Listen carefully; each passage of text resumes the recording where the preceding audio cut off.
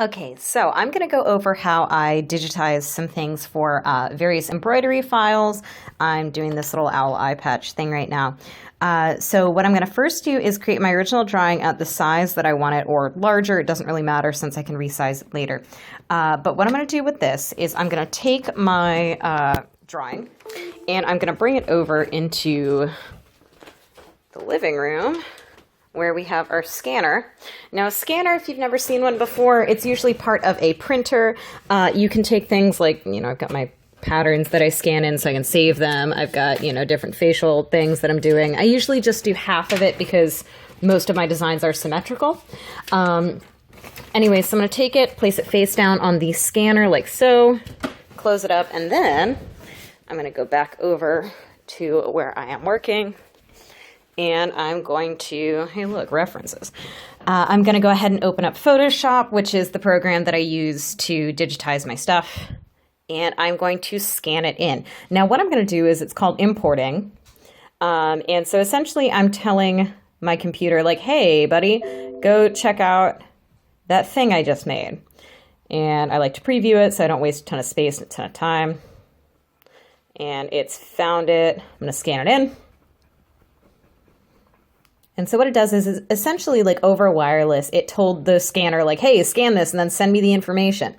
So what's going to happen is it's going to pop up here if it decides to actually work with me, which it doesn't look like it is, which I'm sure it's just camera shy.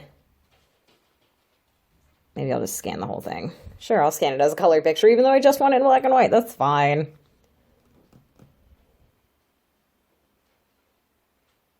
This is really anticlimactic. Normally it doesn't take this long. I'm not sure why it doesn't want to play nice right now.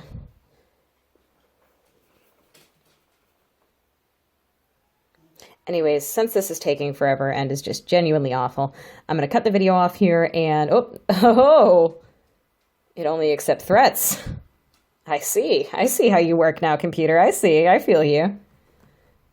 There we go. Okay, so since it did it in color, I'm just going to go ahead and crop it. Oh God, that's not what I wanted. Just going to go ahead and crop it.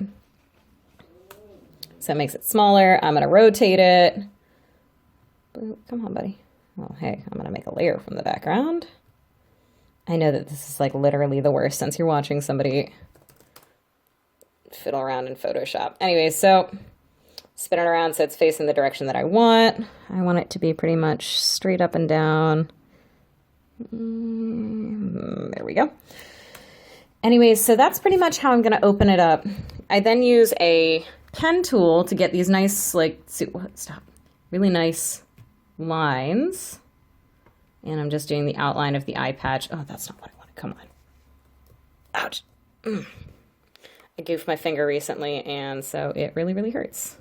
So I'm pretty much just tracing the outside right now, and I'm going to do half of it just so I can copy it and make it symmetrical.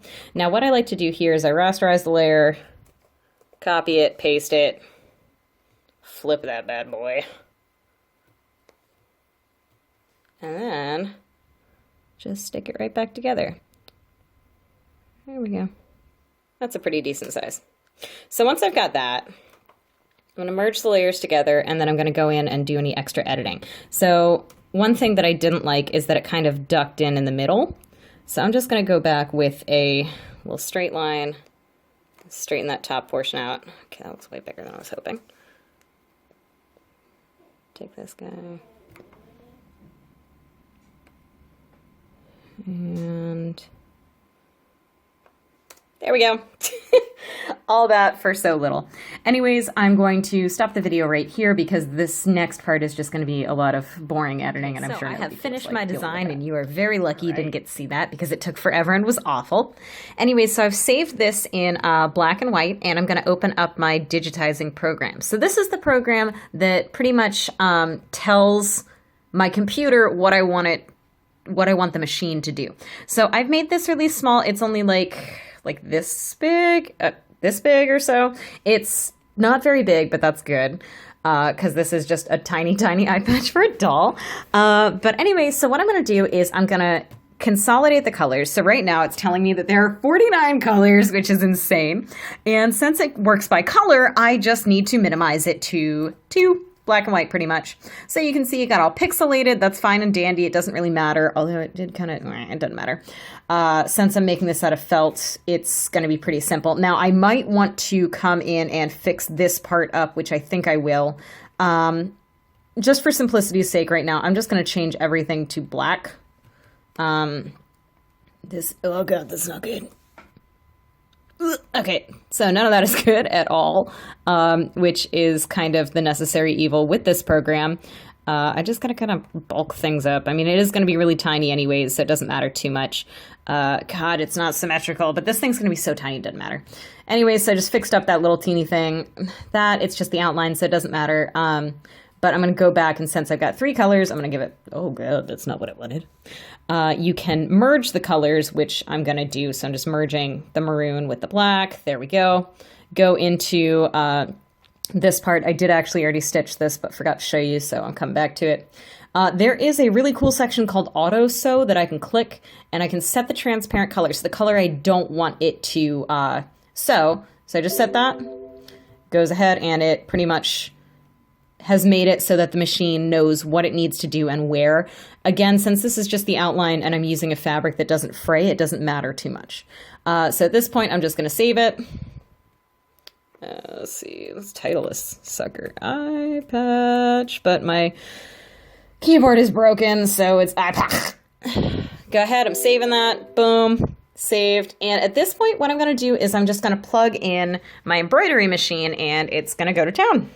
Okay, so this one is probably going to be a little difficult because I'm showing you how the embroidery machine works, and here I've got some old patches. This is some moonstone, long story. Anyway, I have some black felt here, and on the back I have something called a fusible stabilizer. Now, a stabilizer kind of stiffens things up, and with stretchy fabrics like fleece or something, it stops it from stretching out of whack while the machine is working. Now, I've got my embroidery machine right here. The table's a mess, sorry. And there are a couple of icons. Right here is where I've connected it to the computer. I'm going to go ahead and grab this guy, set it up. It's ready to rock and roll. Now I just need to take my, this thing, which is going to be very hard with just one hand, so please bear with me.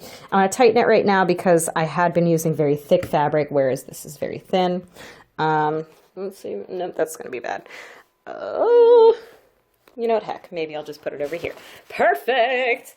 All right, so I'm just going to take this guy and hoop it. Now the hoop keeps it in place and stretches it nice and tight. And then I'm just going to go ahead and tighten this because if it's not tight, then you may as well not even bother. So over on this side, you'll see that there are 2 little nubs. These go right in here, and this whole arm is going to move this way and that way on like an X and Y axis. I just slide that in there. Pop it in. Oop. And then if you're me, what you're going to do is you're going to absolutely forget that you need to put a new needle in here, and so you're going to have to run around and find the proper thing. Okay, jump cut. I've got the needle in there because I'm an adult. Anyways, so I've got my design right here. I'm going to hit adjust, layout, and here's the cool part. Since I'm doing such a small design, I can actually move it around. And what I'm going to do is put it in the bottom right-hand corner and then do it in the top left as well afterwards so I can get like more bang for my buck. You can probably see that this, I had already started it over there. It's a long story. I have an incredibly old dog who is senile, and all he did was bark and bark and bark and bark. So I could not even use the video. It was awful. Now to test and make sure that everything is in the right spot, I can press this little button here and it's going to do like the little outline, so I know for a fact that everything's going to be in the right spot. Everything's golden. Hey, you can probably hear him start freaking out now.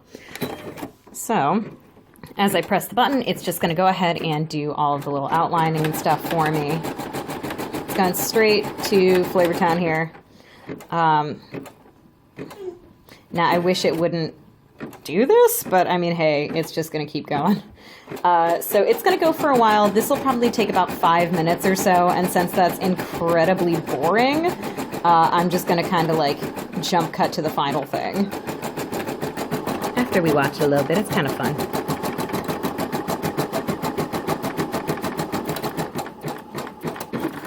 Oh, God. And here we are. It's not very big, which is kind of a plus. It's still, it didn't do that, even though I wanted it to. I think it's probably a little bit too big for what I wanted anyways, but it's still okay because, number one, I can change the size. I can make it little. Look at him go. Goodbye. Well, it won't get any smaller, but we'll see how that goes. Maybe it'll work out. Who knows? But the first one was pretty much a success. Now, these things here are from the machine going from one spot to the next. They're called jumps, and you can cut them off. Anyways, there you go. That's how the embroidery machine works in the whole process.